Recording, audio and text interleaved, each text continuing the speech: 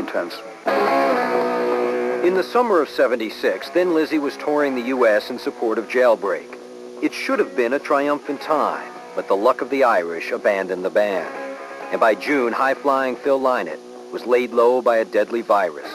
He got hepatitis, just driven by exhaustion and weakness, and he picked up a bug. He turned absolutely yellow. I mean, his eyeballs were deep yellow, his skin had turned yellow. And everybody's going, okay, Phil, yeah, you can come into my room, but you have to put a sheet over your head or something.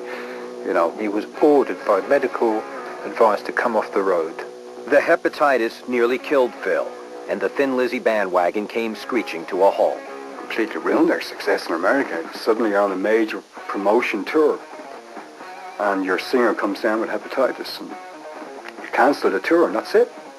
Philip's illness did have one positive side effect.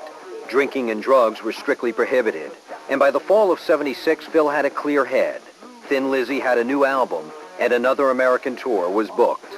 Luck is a big thing of it, and that hasn't been on our side as far as America has been concerned. What fate the future holds? Before they could even launch the tour, bad luck hit Thin Lizzy once again. Guitarist Brian Robertson was involved in a bar fight and kicked out of the band. His hands get slashed by a bottle. He gets 6 stitches in his hand. He can't play guitar. He jeopardizes the future of everybody involved in Thin Lizzy. If you can't do your job, you're fired. He was fired. Philip hired old friend Gary Moore to replace Brian Robertson, and Thin Lizzy set out on another U.S. tour. But Philip's attention was no longer solely devoted to the quartet. He had fallen in love with a pretty 19-year-old English girl named Caroline Crowther. We went to a soccer game, and she came with him. When a man takes his girlfriend to a soccer game, that's it. I got a girl in Brixton town. With Philip, it was just get married. She's going to be the mother of my children. It was unspoken. Couldn't wait to have children. When you came in my life, you changed my world. On December 19th, 1978, Philip and Caroline's first daughter, Sarah, was born. She was named for the grandmother that raised Philip. My Sarah. 14 months later, on Valentine's Day, 1980, Phil and Caroline were married. Now, what has marriage done to you, Phil? It's made me faithful to one woman.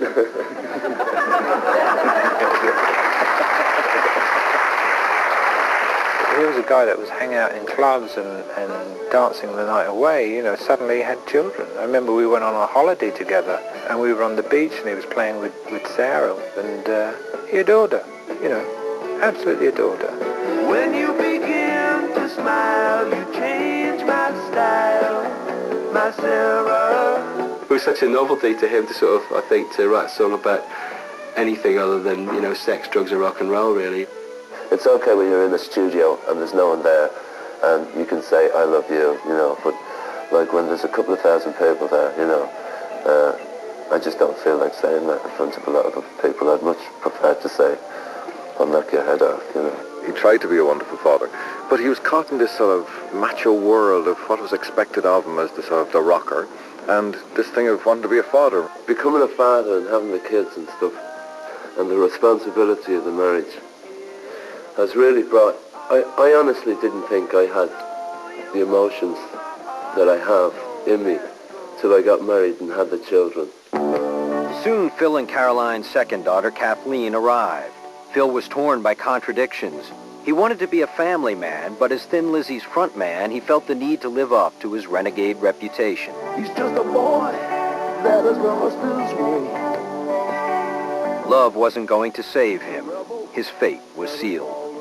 Phil put himself under a lot of pressure, but there was always the record company thing of, you know, where's the single, we want the single, we need something we can really work on here.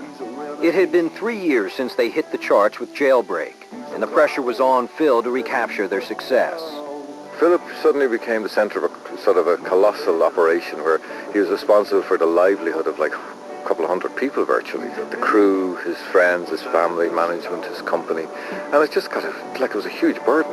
I wonder why he cries from the inside. I wonder why he's a renegade. It's everyone's waking nightmare. You work so hard for success, then you have to worry about, you know, how long you can be up there. Oh please, I'm on my begging, begging knees. By 1979, as they struggled to get back on the charts, two band members developed very bad habits. That's the period where the drugs started to creep in to the band. We started recording in Paris, and that was the spot where the heavy stuff started to roll in. According to Scott Gorham, he and Philip began using heroin as a way to escape their disappointment with the band's inability to reclaim its former glory. We weren't exactly getting any bigger at this point, which was pretty disappointing to all of us. I just dislike the word failure associated with Thin Lizzy. So when people say you failed to make it in America, you know, it's the word failure, and I don't like that. Phil and Scott's heroin use isolated them from the rest of the band. Gary Moore had had enough. It was getting to the point where, you know, we'd go on stage and like Phil would forget the words of the songs. The band was becoming a shambles, and I was really beginning to hate it. By 1982, the band was faced with smaller crowds and failing physical health.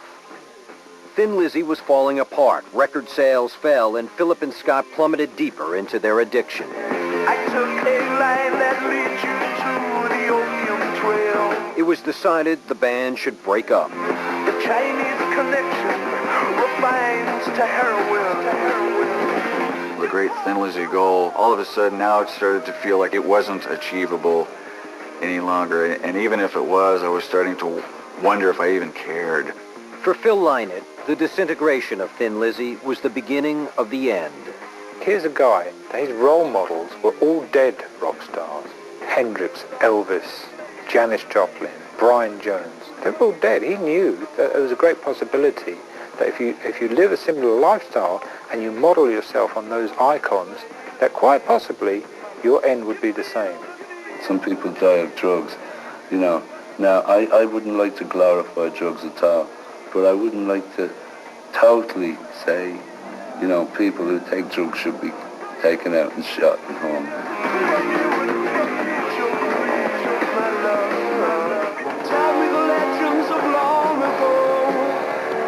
By 1983, Thin Lizzy had been playing for 13 years, a luckless number for a star-crossed band.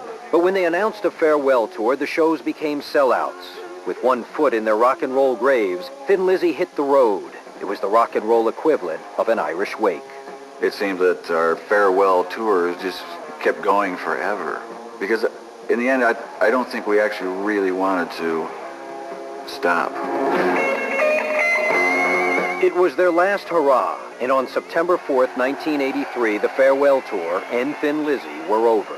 When we got to Heathrow Airport and, you know, the bags came down the turnstile, everybody just kind of picked up their bags and just went, well, see you later. I'll give you a call. And everybody just kind of shuffled out one at a time, and that was it, you know.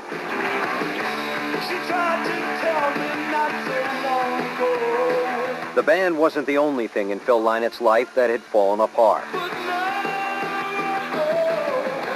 After 3 years of marriage, Philip and Caroline separated. She took their 2 daughters and returned to England. Well, she was pretty much alone. So she really needed to go back to her real family, which was her parents, her sister, her brother, and took the children with her. Without his family and without his band, Philip sank into depression. After the band broke up, that was like his family. He'd spent more time of his life with those guys than anybody, his kids or his wife, anybody, can you imagine? And he was so close to those people. In his heart, he was lost, man. He had nothing.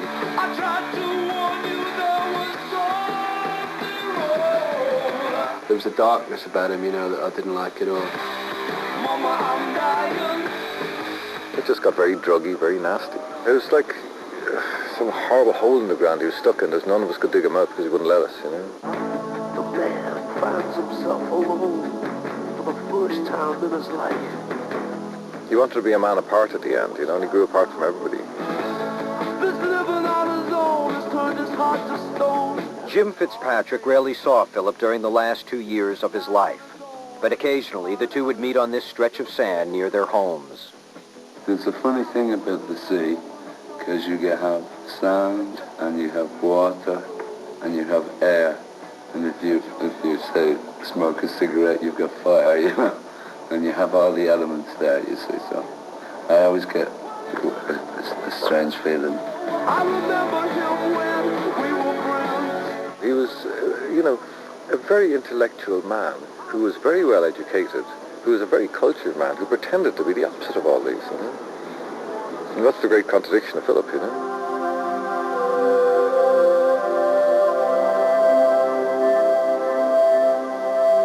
When we went for a walk, it was always serious. It was like, that was Philip's only time when he could really talk and tell me what was going on in his head.